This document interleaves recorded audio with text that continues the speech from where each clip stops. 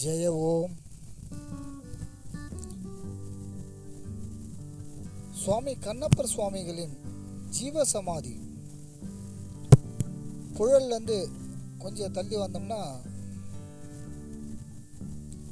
ஒரு ஆர்ச்சி ஒன்று இருக்குது. கண்ணப்பர் சுவாமிகளுடைய ஆர்ச்சி அங்கே பார்த்தாலே தெரியுது. இந்த ஆர்ச்சி தான் வந்து என்ட்ரன்ஸ்.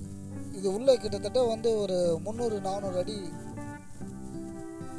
உள்ளே போனீங்கன்னா சுவாமியோடைய ஜீவசமாதி இருக்குது. கிட்டத்தட்ட 60 வருஷம் ஆகுது இந்த ஜீவசமாதி. இவர் ஆக்சுவலாக வந்து கிருஷ்ணகிரி மாவட்டத்திலேருந்து பிறந்து வளர்ந்தது. இவருடைய பூர்வீகங்கள் வந்து தெரியல. மோஸ்ட்லி சித்தர்கள்னாலே பூர்வீகங்கள் வந்து தெரியாது. அங்கேருந்து வந்து காவாங்கரைக்கு வந்து இங்கே வராரு. இந்த வீட்டில் தான். அப்போ இது வந்து ஓலை வீடு. இது அவருடைய வாழ்ந்த இடம். இந்த வீடு காவாங்கரைக்கு வரும்போது இந்த இடத்துல வந்து 2 பெரியவர்கள், அவங்க வந்து ராகவன், ரத்னம்மாள் அப்படின்ட்டு இவங்க தான் கண்ணப்ப சுவாமியை வளர்த்தவங்க இவங்க. அப்போ இந்த வீட்டுக்கிட்ட வரும்போது இந்த வெளியிலேயே வந்து நின்றுட்டு இருக்கார்.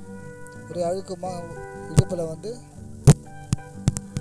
கோணி கட்டிட்டு தலை சடை முடியெல்லாம் வச்சுக்கின்னு ஒரே பயங்கர விகாரமாக இருக்குன்னு இவங்க வந்து துரத்துறாங்க. யாரோ ராகவனை வந்து துரத்துறாங்க. யாரோ ஒரு பைத்தியக்காரன் வந்து நின்றுருக்காங்க. துரத்தினாலும் போல திரும்ப வந்து அதே இடத்துல நிற்கிறாரு. துரத்தின மறுபடியும் வந்து அதே இடத்துல நிற்கிறாரு. ஒரு 3 மாதம் கிட்ட அதே மாதிரி இருந்து அதுக்கப்புறம் வந்து இவர் ராகவன் வந்து என்ன பண்ணிக்கிறாரு, உள்ள வாப்பா அப்படின்னு கூப்பிட்டு அவர் இந்த ரூம் இப்போ நீங்கள் பார்க்குறீங்களே இந்த இடத்துல தான் வந்து ராகவன் ஐயா வந்து தங்க வச்சிருக்காரு. அவர் இவர் தான் கண்ணப்பர் சுவாமி. அந்த அவர் தியானம் பண்ண இடம் இது. ஆக்சுவலாக இந்த இடம் வந்து கண்ணப்பர் சுவாமி வந்து தியானம் பண்ண இடம். இந்த இடத்துல தான் சுவாமிக்கு வந்து ராகவன் அவர் ஃபேமிலி வந்து உணவு தருவாங்க. இந்த இடத்துல தவம் பண்ணுவார். இந்த கேப் இருக்கு இல்லையா, கேப் வழியாக தான் உணவு வாங்கி சாப்பிடுவார். இந்த இடத்துல தவம் பண்ணிட்டு இருக்கனால அது பக்கத்தில் தான், அதாவது ஜீவசமாதியோட பக்கத்தில் இருக்க அந்த வீடு. நீங்கள் அங்கே போனீங்கனாலே தெரியும். இப்போ ராகவன் ஐயா வந்து கேட்குறாரு, என்னப்பா அப்படின்னு. என்ன ஒரு நாவிதரை கூப்பிட்டு வந்து முடியெல்லாம் வந்து வெட்டுறாரு. ஏன்னா பயங்கர அழுக்கமாக இருக்கார், அவரை மாற்றலாம் அப்படின்னு முடி வெட்டும் போது தலையில் ஒரே ஜவ்வாது வாசனை வந்து அப்படியே.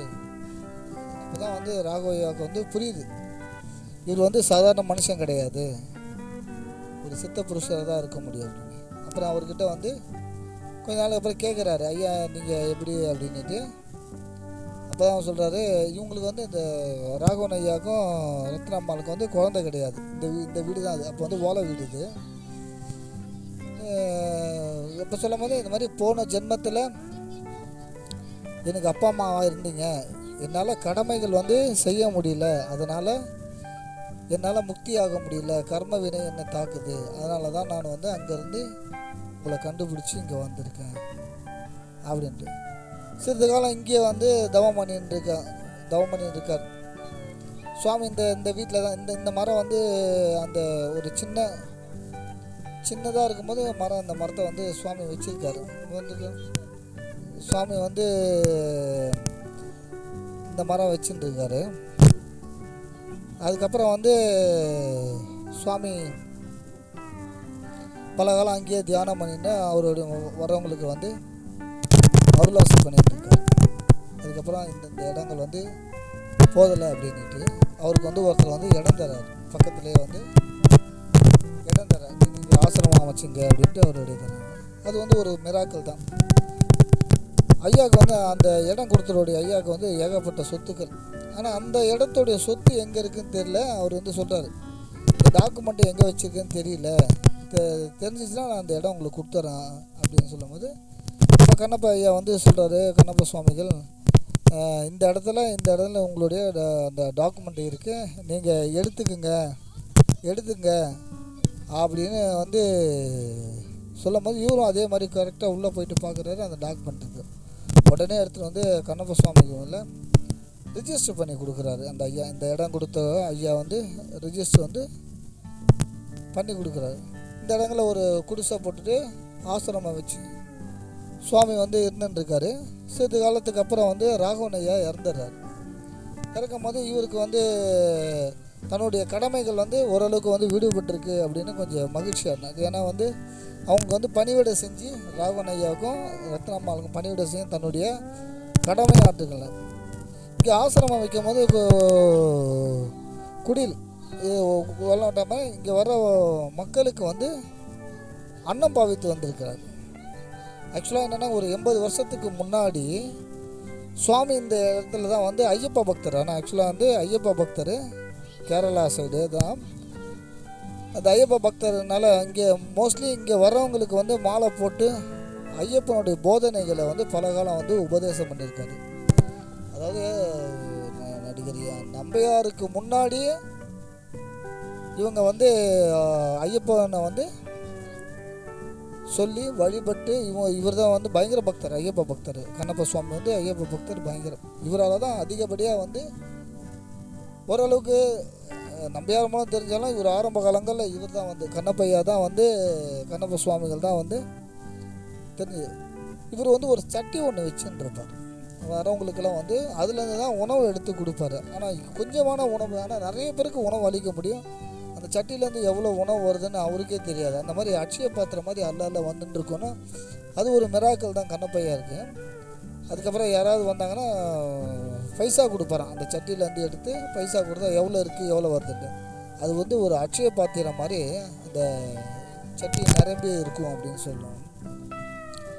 அப்புறம் கண்ணப்பையா செட்டுகள் அங்கேயே தியானம் பண்ணி இந்த இடங்களில் வந்து மக்களுக்கு வந்து சேவை செஞ்சு அதுக்கப்புறம் வந்து 60 வருஷம், அதாவது அவங்க ரத்னம்மா வந்து இருக்கிறாங்க. ஆனால் ரத்னம்மா இருக்கும்போது தான் இவர் வந்து சுவாமி வந்து சமாதி ஆகுறாரு. கண்ணப்ப சுவாமி அவர் சமாதி ஆகுறாரு. அந்த சமாதிக்கு அந்த சமாதி வைக்கிறது கொள்வது எல்லாமே ரத்னம்மாள் தான் வந்து அவருடைய பக்தர்கள் சேர்ந்து வந்து பணிவிடை செஞ்சு அந்த சமாதியை வந்து இந்த இடத்துல தான் சுவாமியோடைய சமாதி வைக்கப்பட்டிருக்கு.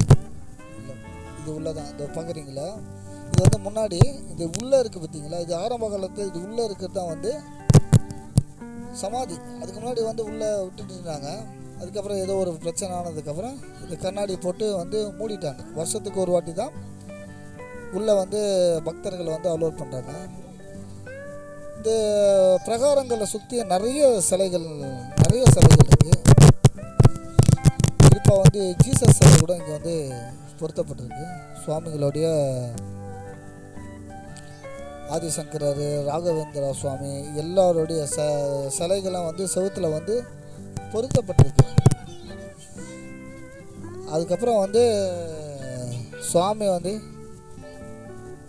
இங்கே வந்து 4 பக்க வழிகள் இருக்குது.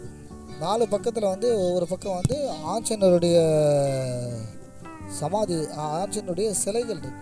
கண்ணப்ப சுவாமி வருஷத்துக்கு ஒரு வாரம் கோலாகலமாக வந்து இந்த குரு பூஜையை வந்து கொண்டாடப்படுகின்றது. ஷிரடி பாபா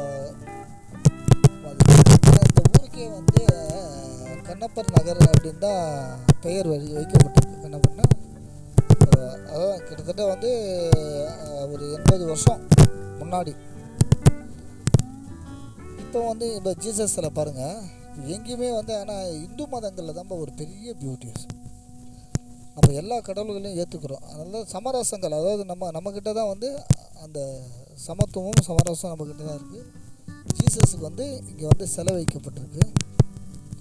உள்ளே சுற்றி பார்த்திங்கன்னா நல்ல பிரியமான இடமா இருக்குது. இவர் தான் அந்த கடைசி காலங்களில் கண்ணப்பருடைய ஃபோட்டோ எடுக்கப்பட்டது. இந்த ஃபோட்டோஸ் தான் சாமியோடைய ஃபோட்டோஸ். இது ஆதிசங்கரருடைய சிலைகள்.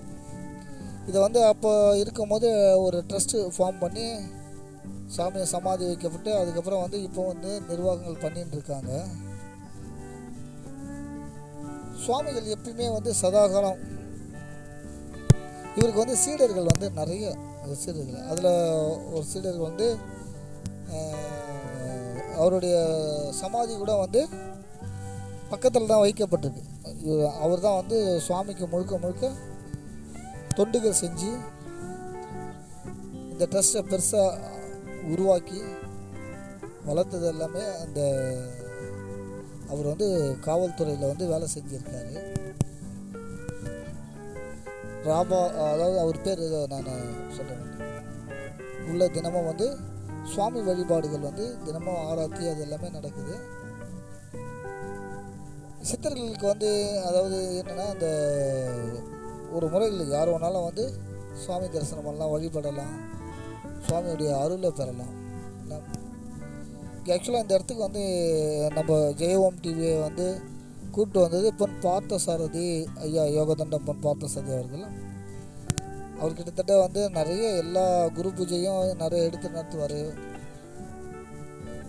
அட்ரஸே இல்லாத சமாதிகளை கூட எடுத்து வழிபாட்டு செஞ்சு குரு பூஜை பண்ணி ஒரு பெரிய தொண்டாகவே ஆட்டிகிட்டு இருக்காரு. அவர் யோக தண்டத்தை வந்து ஒரு யோக தண்ட கிளாஸ் வந்து நடத்தின்னு இருக்காரு.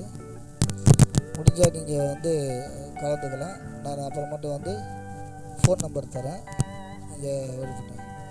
சுவாமி கண்ணப்பர் சுவாமியோட சமாதி வந்து 4 பக்க வழிகள் உண்டு. இங்கே இந்த பக்கம் வழி, கிழக்கு மேற்கு வடக்கு தெற்கு அப்படின்னு 4 பக்கமும் வந்து வழி இருக்குது. உள்ள கிட்டத்தட்ட நாயன்மார்களுடைய சிலைகள் வைக்கப்பட்டிருக்கு. கிட்டத்தட்ட 63 நாயன்மார்களுடைய சிலைகள். அப்பரர், சுந்தரர், சாமியா, இவர் சிவன் கோயிலில் வந்து எவ்வளோ சிலைகள் வந்து வச்சுருப்பாங்களோ அது மாதிரி எல்லா சிலைகளும் வந்து இங்கே வைக்கப்பட்டிருக்கு. ஏன்னா இவங்க எல்லாருமே வந்து இறைவனை பார்த்தவர்கள் தானே, இறைவனை பார்த்து இவங்க வந்து நம்ம வந்து இவங்களாம் நம்ம பார்க்குறதே அறியுது. ஏன்னா இவங்கெல்லாம் வந்து ஒரு கடவுள் இருக்கார் அப்படின்றதுக்கு ஒரு எக்ஸாம்பிள் புருஷர்கள் தான் இவங்கெல்லாம். இவங்க வந்து ஒரு நம்பிக்கை ஆதிவராக இருக்குது, ஒரு நம்பிக்கை. இந்த மாதிரி சமாதிகளை பார்க்கும்போது இறைவனை அடைந்திருக்காங்க. இது உள்ளே ஏன் விடலைன்னா, ஒரு சமயம் இதை வந்து பராமரித்து வந்து கொண்டு ஒருத்தர் என்ன பண்ணியிருக்காரு, சுவாமி இருக்கிறதா இல்லையான்னு உள்ளே நோண்டிட்டு இருக்கிறாரு. அதுக்கப்புறம் வந்து பிரச்சனை ஆகி அதுக்கப்புறம் வந்து எல்லாரையும் மூடி இப்போ அது உள்ளே விடுறதில்லை. கண்ணப்பருடைய சுவாமியோடைய சிலை வந்து பெருசாக வச்சுருக்கப்பட்டிருக்கு.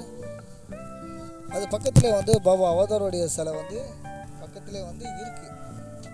பாபா அவதாரோடைய சிலை இங்கே பார்த்தீங்கன்னா தெரியுது, அவ்வளோ பெரிய சிலை வைக்கப்பட்டிருக்கு. இவங்க எல்லாமே இறைவனை நோக்கி தவம் செய்தவர்கள். அதனால் வந்து இவங்களெல்லாம் பார்க்கும்போது கடவுள் வந்து செயல்பட்டு இருக்காரு.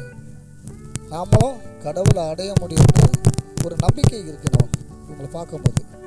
ஏன்னா பிறந்தோம் வளர்ந்தோம் செத்தோன்னு இல்லாமல் சதாகாலம் இறைவனை நினைத்து கொண்டு, அதாவது என்னென்னா நம்மளுடைய கடமைகளும் ஆற்ற வேண்டும். கடமைகளை மீறி வந்து செய்யக்கூடாது.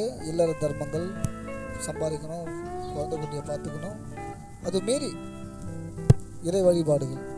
இந்த மோஸ்ட்லி வந்து குரு பூஜைகளில் கலந்து கொள்வது என்னென்னா ஒரு அரும்பெரும் மருந்து. அந்த உணவை நம்ம சாப்பிடும் போது நமக்கு என்ன மாதிரி வியாதியாக இருந்தாலும் குணமாக்கப்படும். ஏன்னா சுவாமிகளுடைய பிளஸ்ஸிங்ஸ் இருக்கும். ஏன்னா இவங்க வந்து இறைவனை கண்டவர்கள் இல்லையா. இங்கே பாருங்க, நம்ம தலைவர் பார்த்தீங்களா, ஆஞ்சநேயர், ஜெய் ஸ்ரீராம். இருந்தாலும் பகவானுக்கு நாமங்கள் அதிகம் தான். எல்லாமே பகவான் தான். ஜோதி ஸ்வரூபா வள்ளலார் சொன்ன மாதிரி ஜோதி ரூபமானவர் தான். எல்லாமே ஒரு காலகட்டத்துக்கு அப்புறம் கடந்து போகும் பொழுது சூன்யத்தை, அதாவது ஜோதி ரூபத்தை கடந்து போகும்போது வெட்ட வெளியே சூன்யமாக ஆக்கப்படுகின்றது. மனிதன் அதுவரை போராடி கொண்டிருக்கின்றான். மாயை விலகும் பொழுது மாயையற்ற சுத்த சூன்யத்தை நாம் அதனுள் கலந்து விடுவதற்காக நாம் முயற்சிக்க வேண்டும். அதாவது பொதுவாக வந்து சித்தர்களால் தான் முடியும், அவதார புருஷர்களால் தான் முடியும் அப்படின்னு நம்ம சொல்ல. மனிதனாக பிறந்த அனைவரும் இறைநிலையை அடைய முடியும். அதை வந்து முதல்ல நம்ம தெரிஞ்சுக்கணும். அதை விட்டுட்டு வந்து நம்ம வந்து இந்த குரு பூஜைக்கு போகிறதுனால மட்டும் அப்படி கிடையாது. தியானங்கள் செய்ய வேண்டும். வீட்டில் தியானம் செய்யணும், வெளியிலையும் தியானம் செய்யணும். தியானம் பண்ண தான் மனம் விலகி ஓடும் நிலையில் இறைக்காட்சிகள் தென்படும். இறைக்காட்சிகளே அதுவும் இப்போ இங்கே பார்க்குறீங்களே, சுவாமிக்கு வந்து ஒரு நினைவு மண்டபம் வந்து அது பக்கத்தில் வந்து எழுப்பப்பட்டிருக்கு. இந்த நினைவு மண்டபம் வந்து சாமி இருக்கிற காலங்களிலே வந்து பராமரித்து இப்போ நம்ம இங்கே பார்க்குறோம் இல்லைங்களா. இதுதான் வந்து அதாவது ஆக்சுவலானா இது வந்து நினைவு மண்டபம். இது சுவாமிக்கு இங்கேயே வந்து பூஜை நடக்கும், அன்னதானம் நடக்கும் கண்ணப்பர் சுவாமிக்கு. அப்படியே சுற்றி பார்த்து இந்த இடங்கள் வந்து அன்னக்கூடங்கள் இருக்குது. இந்த இடத்துலையும் இங்கேயும் அன்னதானம் பண்ணுறாங்க. அங்கே சமாதியில் அன்னதானம் முடிச்சுட்டு 1 மணி நேரம் கழித்து இங்கே ஒரு அன்னதானங்கள் நடைபெறும், பூஜைகள் நடைபெறும். இது நினைவாளமாக இந்த சமாதி தான் வந்து சுவாமி கூட இருந்தவர். இதுதான் சுவாமி கூட இருந்து அவருடைய சமாதி தான் இது. சுவாமிக்கு பணியோட செஞ்சு அந்த என்ட்ரன்ஸில் பார்த்தோம்ல ஒரு ஆர்ச், அது இவர் தான் வந்து கட்டினது. இங்கே இருக்கிற நினைவாலயமும் இவர் தான் கட்டினது. இப்போ இவருடைய பிள்ளைகள் வந்து இருக்கிறாங்க. மேலே பேர் போட்டிருக்கு பாருங்களேன். அவர் இல்லை, இந்த அரச மரம் வந்து ஒரு சிறப்பு. பக்கத்தில் இருக்கிற அரச மரம் பயங்கர சிறப்பு. இங்கே கோவில் வழிபாட்டு முறைகள் மாதிரி சித்தர்கள் இங்கே வந்து அவருடைய சமாதி வைக்கப்பட்டிருக்கு. இங்கே அந்த அரச மரத்தை சுற்றி நூல், இந்த வேர்கள் எல்லாமே ஒரு விதமான வித்தியாசமாக யானை கால் முகங்கள் அது போன்று இருக்குது. சரி, நம்ம அதிலெல்லாம் நாட்டத்தை கொள்ள வேண்டாம், இறைவனை மட்டுமே பிடித்து கொள்வோம். சித்தர்களை நாம் ஏன் வழிபடுறோம் அப்படின்னா, பணம் காசு வரும் அப்படின்ற கான்செப்டை தயவு செய்து விட்டுடுங்க. நம்மளுடைய கர்ம வினைகள் ஓடிவிடும். முதல்ல அந்த கர்ம வினைகள் ஓடிட்டாலே நாம் அந்த நிலைக்கான ஆயத்தக்கு ஒரு தயாராக முடியும் இல்லை. சுவாமி வந்து பூர்வ ஜென்மத்துடைய கர்மா, நாம் அப்படி கிடையாது, மாட்டின்னு இருக்கோம். இப்போ இந்த சுடுகாடு வந்து காவாங்கரை, அதாவது அந்த சுவாமியுடைய சமாதி பக்கத்துலேயே இந்த சுடுகாடு இருக்குது. நம்ம ஏற்கனவே பார்த்த மாதிரி இது பக்கத்தில் தான் வந்து அந்த ராஜேஸ்வரி அம்மாவுடைய சமாதி இங்கே தான் வந்து சமாதி வைக்கப்பட்டிருக்கு. ராஜேஸ்வரி இங்கே ஒரு பெண் சித்தர் வந்து இருக்காங்க. சுவாமி கண்ணப்பர் சுவாமி வளர்த்த அந்த தாய் தந்தர்களுடைய சமாதி இங்கே தான் இருக்குது. அதாவது என்னென்னா ராகவன் ரத்னம்மாளுடைய சமாதி வந்து இந்த இடங்களில் வந்து வைக்கப்பட்டிருக்கு. இந்த சமாதி தான் பாருங்கள். சாமியோடைய இந்த 2 இந்த பக்கம் இடது பக்கம் வந்து ராகவனுடைய அந்த ஐயா ராகவனுடைய சமாதி, இந்த பக்கம் ரத்னம்மாவுடைய சமாதி வைக்கப்பட்டிருக்கு. இப்போ அவங்களுடைய அந்த குடியெல்லாம் பார்த்தீங்க, இது வந்து கண்ணப்பர் சுவாமியுடைய சீடர், நெருங்கிய சீடருடைய சமாதி இது வைக்கப்பட்டிருக்கு. நெருங்கிய சீடர் அவர் இருந்த காலங்களில் ரொம்ப நெருக்கமான இருக்குது. இப்போ ஆனால் ராகவன் அம்மாவுக்கும் ராகவன் ஐயாவுக்கும் ரத்னம்மாவுக்கும் வந்து குழந்தைகள் கிடையாது. இப்போ ட்ரஸ்ட்டு வந்து பராமரித்து வந்துருக்கு. அந்த குடிகளில் வந்து அவங்களுடைய சொந்தக்காரங்க வந்து பார்த்துக்கிறாங்க. அவங்க ஆரம்ப காலங்களில் சொந்தக்காரங்க இருந்தாங்கல்ல, அவங்களுடைய அதாவது ராகவனுடைய பூர்வீகக்காரர்கள் வந்து பார்த்துட்டு இருக்காங்க. ஆனால் வந்து சமாதியை வந்து ட்ரஸ்ட்டு நியமித்து ட்ரஸ்ட்டு மூலம் இயங்கப்பட்டது. ஓம் கண்ணப்பர் சுவாமி பகவான் கண்ணப்பர் சுவாமியுடைய அருளாசிகள் அனைவரும் வேண்டுகின்றோம்.